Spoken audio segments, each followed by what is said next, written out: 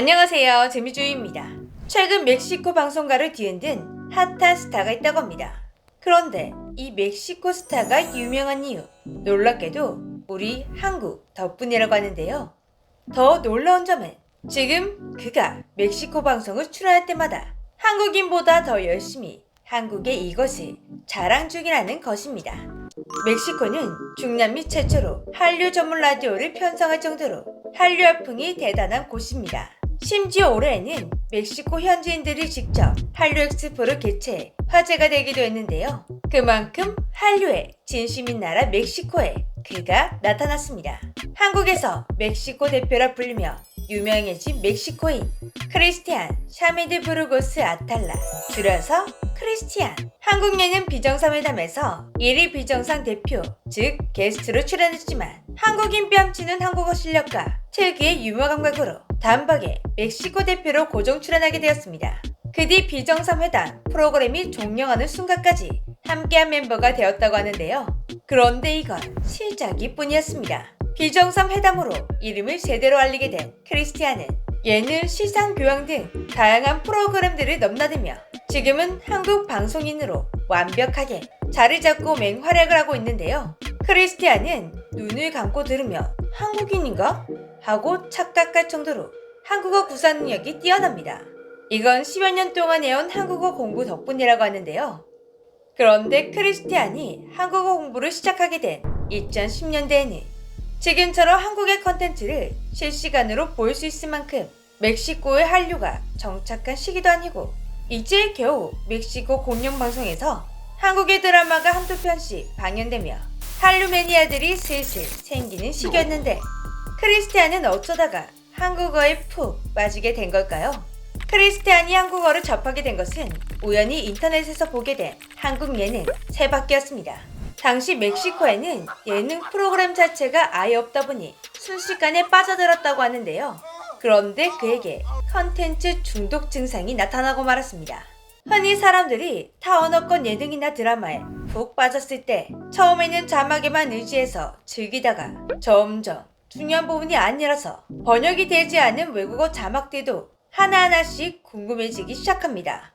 그러다 보니 공감하기 힘들었던 타 문화권의 유머 감각도 궁금해지고 그러다 보니 그 나라의 문화까지 궁금해지고 이렇게 컨텐츠에 빠져들수록 그 나라의 언어나 문화 등 관심 범위가 넓어지게 되는 중독 증상이 나타나게 되는데요. 이게 하나씩 알아보다 보면 끝이 없습니다. 크리스티안이 딱 그랬던 것이죠. 세바퀴를 보다 보니 점점 영상에 나오는 한글 자막들이 궁금해지고 한글 자막을 해석하다 보니 한국어가 궁금해지고 그렇게 한글을 읽고 쓰는 법을 연습하다 보니 어느새 멕시코 국립자치대학교 어학당에서 한국어를 배우고 있었다고 합니다. 예능을 보다가 시작된 한국어 공부는 결국 그를 멕시코에서 주최된 한국어 말하기 대회에서 1등을 만들어놨습니다.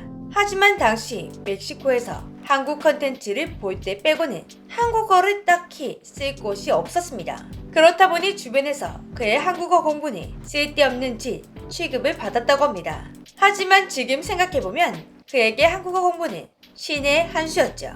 한 한국 기업이 멕시코 광산을 인수해 많은 한국 직원들을 파견 보냈습니다. 그들을 도와줄 통역사가 필요했죠. 그런데 멕시코에는 한국어를 배우는 사람이 별로 없다 보니 한국어를 배운 지 겨우 6개월 된 크리스티안이 통역사로 취업하게 되었다고 합니다. 이 경험은 그의 인생의 전환점이 되었습니다. 한국인들과 하루 종일 같이 있다 보니 어느새 한국에 가고 싶어진 것입니다.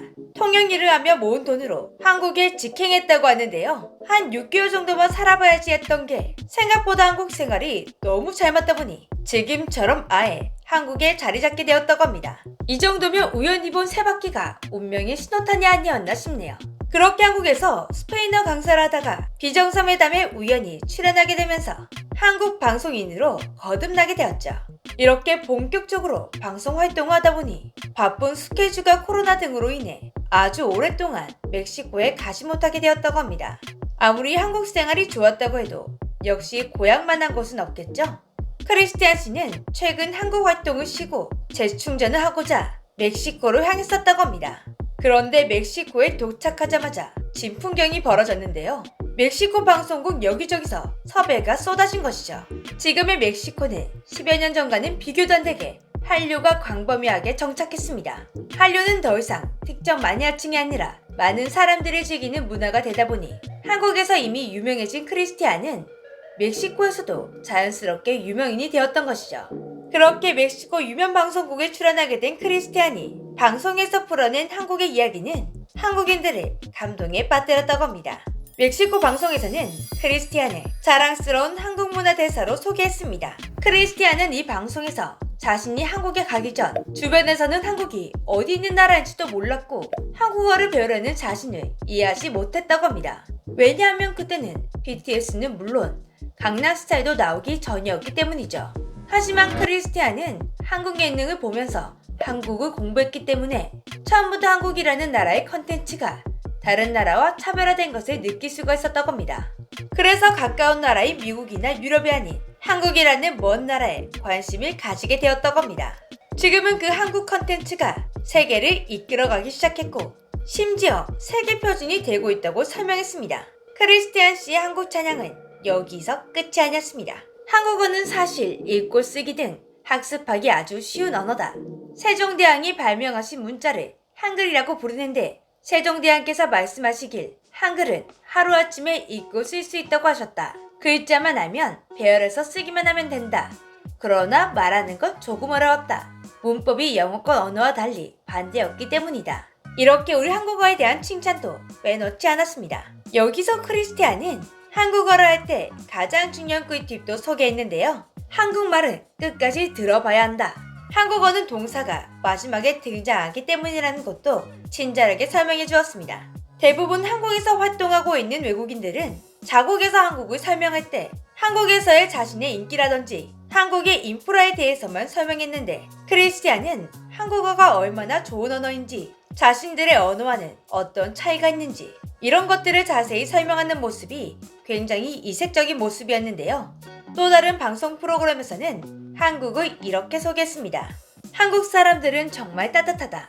멕시코와 표현하는 방식이 다르지만 그것이 진심으로 느껴진다. 또한 한국 팬들은 개인의 영역을 존중해주는데 그런 게 너무 좋다. 그의 이런 인터뷰에서 크리스티안이 우리 한국을 얼마나 사랑하고 있는지 느껴지는 것 같은데요. 크리스티안은 얼마 전 다시 한국으로 돌아와 활동을 재개했다고 합니다. 크리스티안의 꿈은 멕시코 유재석이 되는 거라고 합니다. 그 시작이 대한민국 최초 외국인 전문 MC로 자리 잡는 것이라고 하는데요. 이미 반쯤 성공한 것 같죠? 꼭 세계적인 MC가 되어 우리 한국을 더 멀리 알려주었으면 좋겠습니다. 지금까지 재미주였습니다.